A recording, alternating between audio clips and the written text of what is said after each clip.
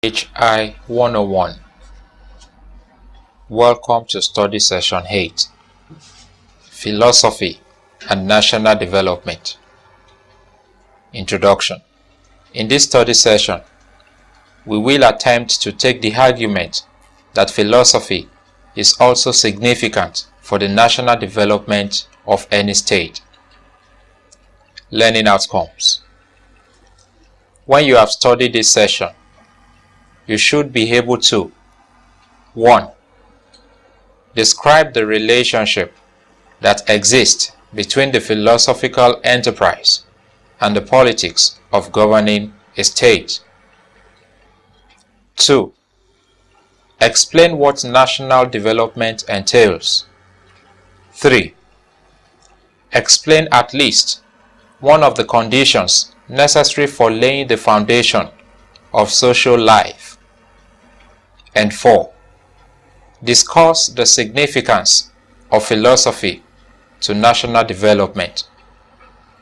Relationship between philosophical enterprise and politics of governing a state.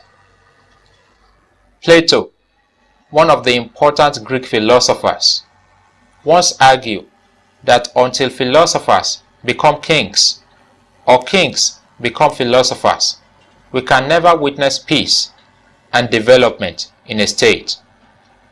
Why did he make this statement? The most important reason is to draw attention to the fundamental role that philosophy and philosophers can play in the national development of any nation.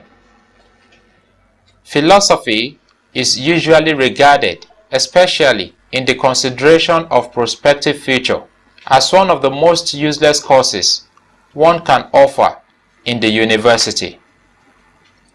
In this regard, it will be extremely difficult to see how such a course can contribute to the development of a country where you have science, agriculture, law, medicine, engineering, economics, accountancy, business administration, and even political science or sociology. Thus, if it is difficult for philosophy to put bread on my table, how can it help in moving a nation forward? We made two important points in the first study session. The first point is that so many people have so many wrong ideas about what philosophy is and what philosophers do. Many people consider philosophy to be a godless enterprise and philosophers as people who don't believe anything, even the existence of God. Some others believe that philosophers are those who have nothing better to do than to argue and argue about pointless issues with no relevance. The second point we made is that philosophy is inescapable and inevitable in human existence. In this study session, we will begin to understand how inescapable philosophy can also be in the national life of a state. According to Olusegun Oladipo, the philosophical mansion is not simply a house of words, which guarantees its occupants an opportunity for a permanent possibility of conversation. Rather, it is a theoretical observatory which provides a vantage position from which to have a clearer, even deeper view of the human condition. How does philosophy enhance our view of the human condition? Richard Rorty, the American philosopher, understands the meaning and function of philosophy not really as consisting in the capacity to know things as they really are, but to penetrate behind appearance to reality, which for him leads to some of the numerous philosophical problems we have today, that is, appearance and reality, mind and matter, etc. Rather, Roti argues that philosophy is a quest not for knowledge as an end in itself, but a knowledge as a means towards greater human happiness, a genuine human capacity which enhances our ability to trust and to cooperate with other people, and in particular to work together so as to improve the future. The question of how best to organize the human society in such a way that people can live the good life is one of the basic problems of political philosophy.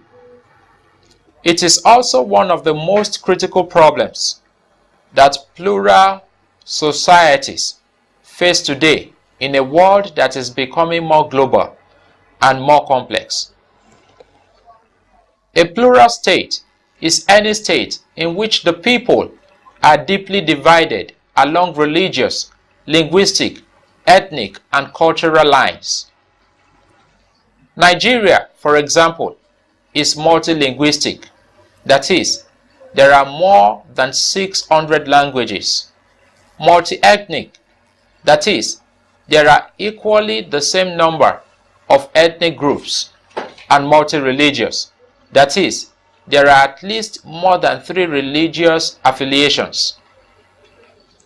Thus, one of the important functions of philosophy for Oladipo and Roti is how that universal capacity human beings have to philosophize can assist us, first, in improving our sense of human solidarity, and second, in helping us to craft the social hope that will enhance our sense of living together in spite of our religious, cultural, linguistic, and ethnic differences.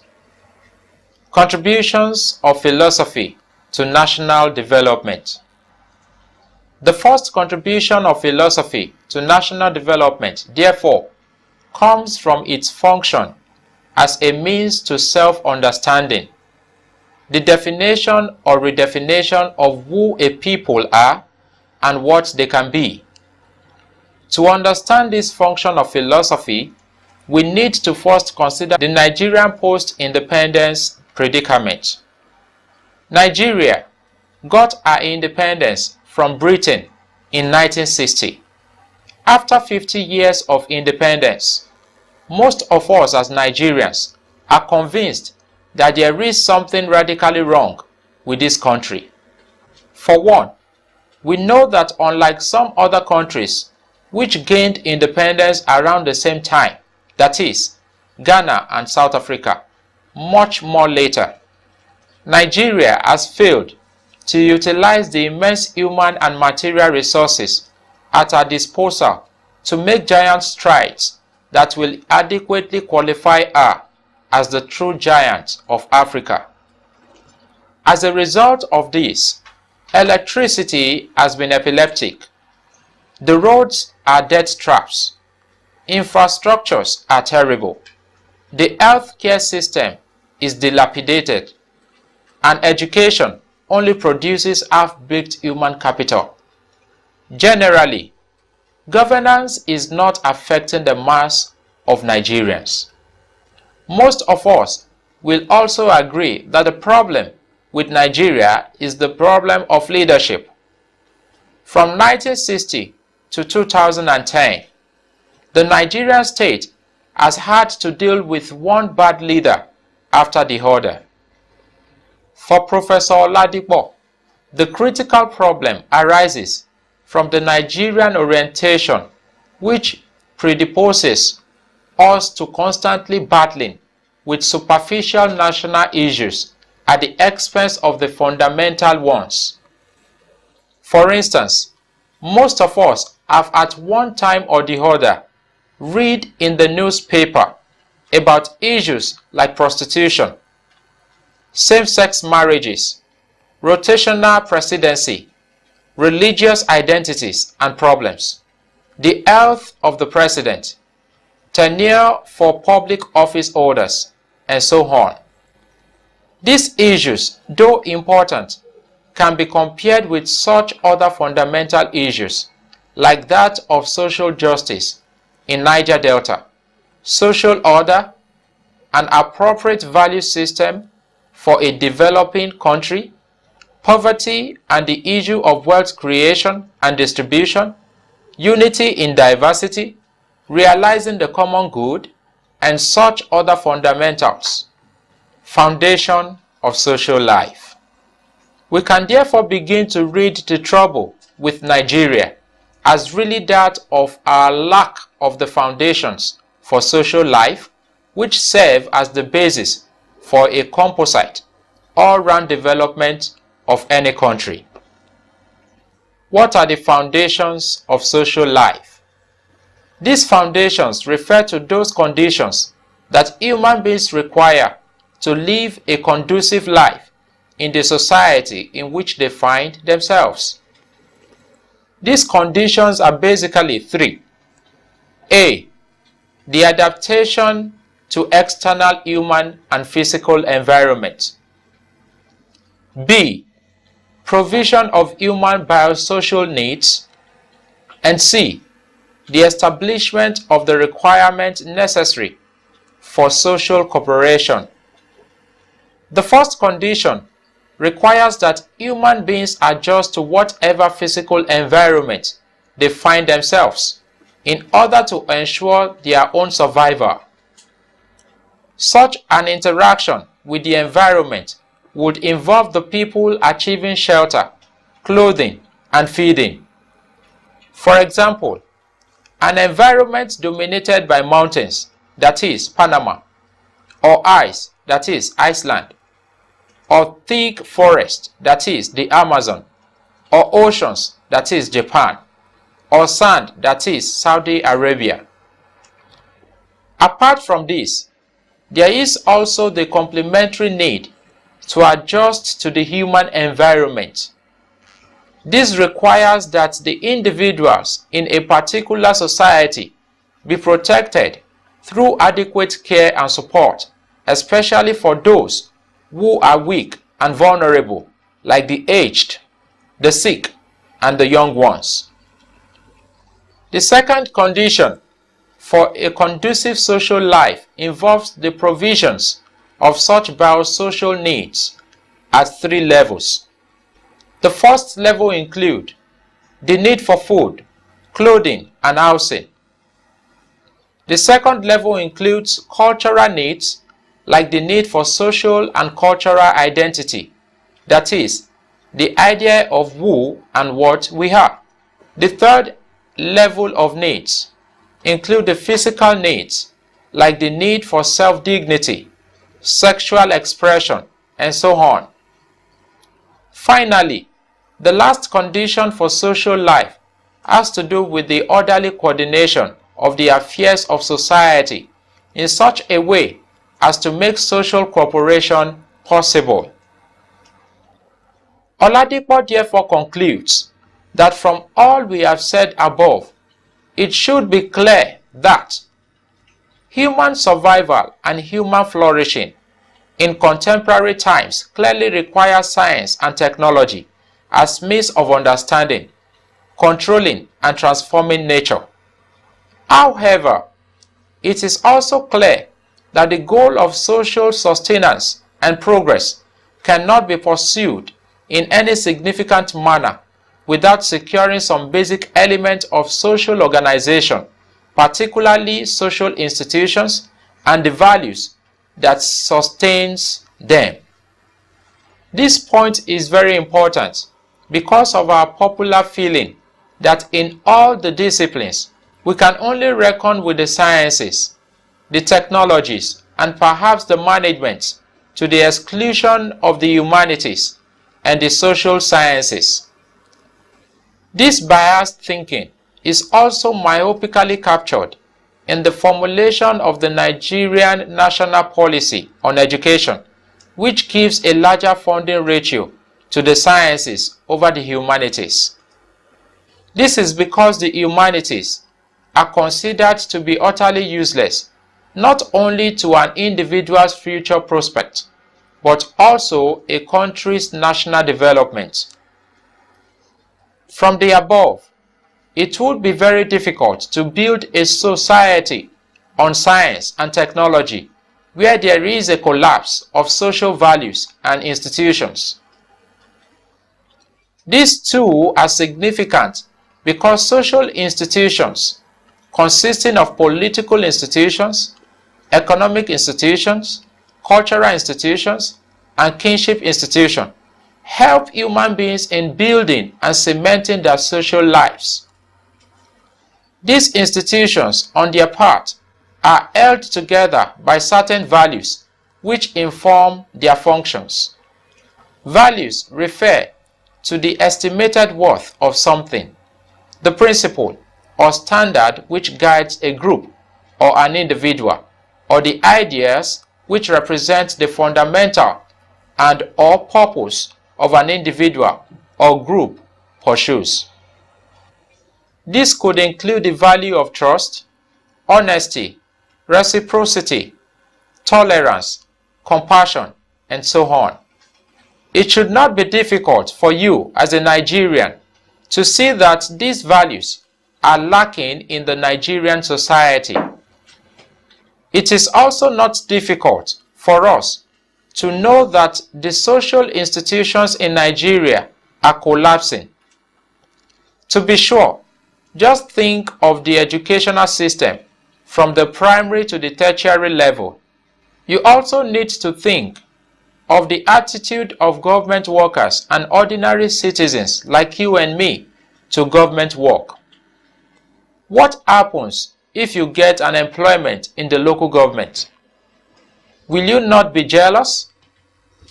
Thus, again, for Oladipo, when we talk of national development, our focus should be on the extent to which the institutions of a given society enhance the capacity of the people as individuals and as a social collective to secure the condition for the persistence of social life.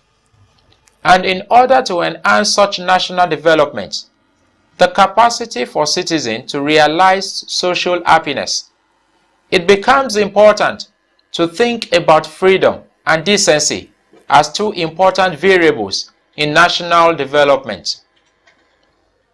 Freedom refers to the presence of those conditions in the society which enhances an individual's ability to realize their goals in life, as well as the provision of adequate security to enjoy these conditions.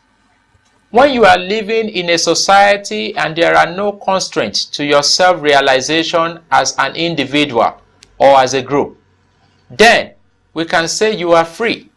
If you consistently find it difficult to become the kind of person you want to be in life because of certain difficulties made possible by the social agreement in a country, then we can't say you are actually free. This therefore implies that for you to be really free, there must be some level of social efficiency that ensure that certain things can be taken for granted in the society.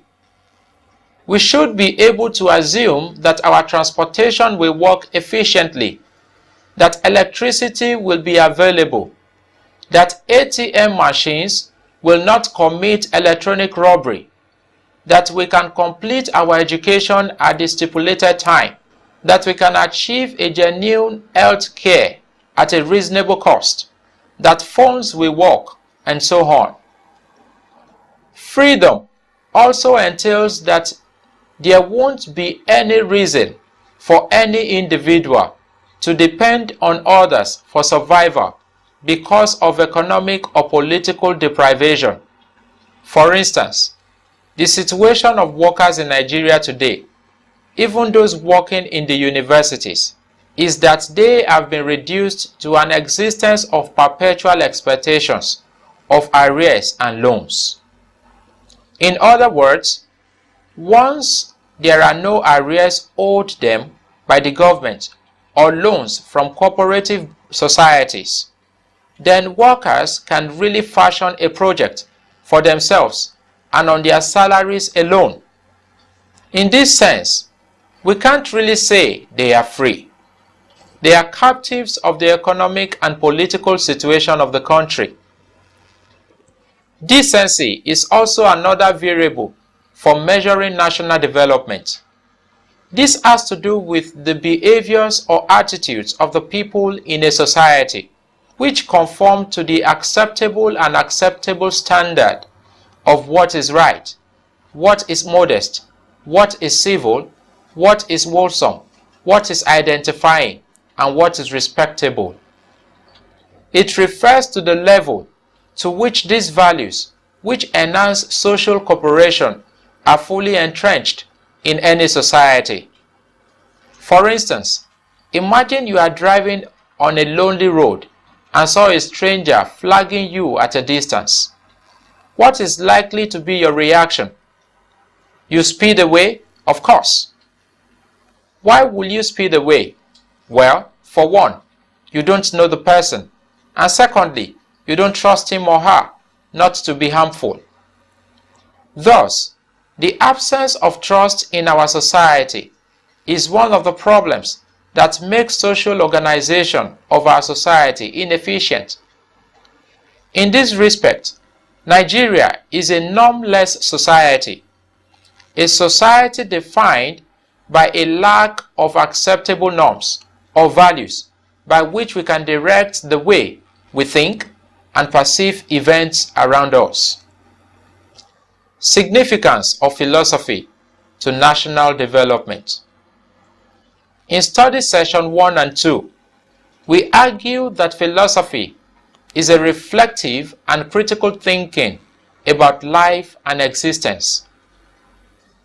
In this regard, Kwasi Weridu comments that the function of philosophy everywhere is to examine the intellectual foundations of life using the best available modes of knowledge and reflection for human well-being. What we have done in the preceding 2 or 3 pages is examining the foundation on which a decent and free society can be erected to facilitate an enabling national development.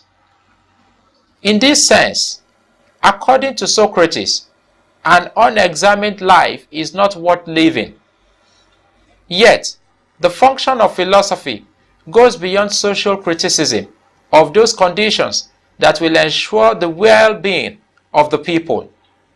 It is also the task of philosophy to stimulate reflective and critical thinking about the concept of principles which we use to organize our experience in morals, religion, in social and political life, in law, in history, and the national sciences.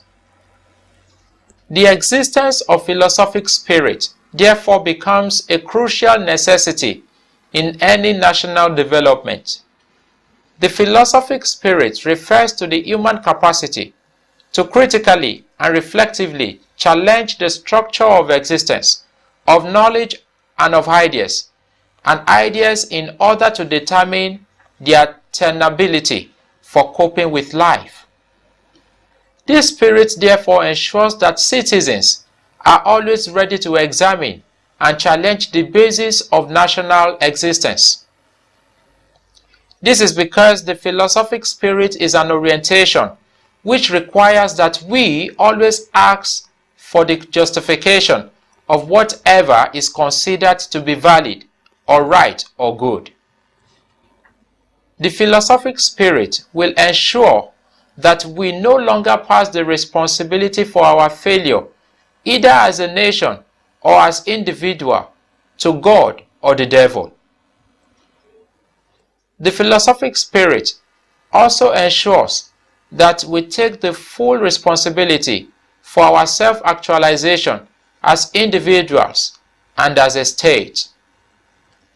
This will help the society in the long run to pay attention to the fundamental issues rather than the superficial ones in the economy, in public administration, in politics, and in culture.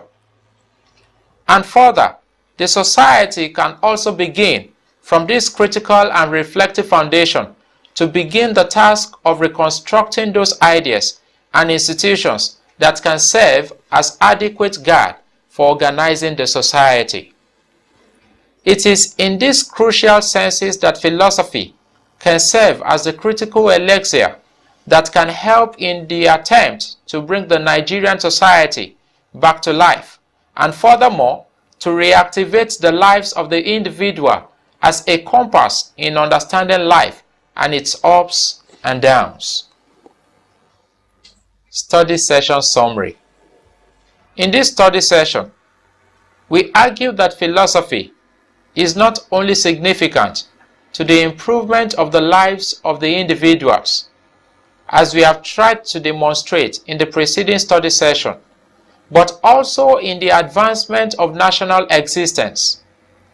We noted that while scientific and technological advancements are crucial to the development of any country, no country can neglect the development of its social institutions, as well as the values which strengthen them. We concluded that philosophy is a critical and reflective endeavor which ensures that our ideas, principles, institutions, and social arrangements are subjected to serious rational challenge in order to prove their plausibility, as well as ensure the reconstruction of the basis on which social life can be reconstructed for good living. It is this philosophic spirit that philosophy contributes to the idea of national development. We have come to the end of study session 8. Thanks for listening.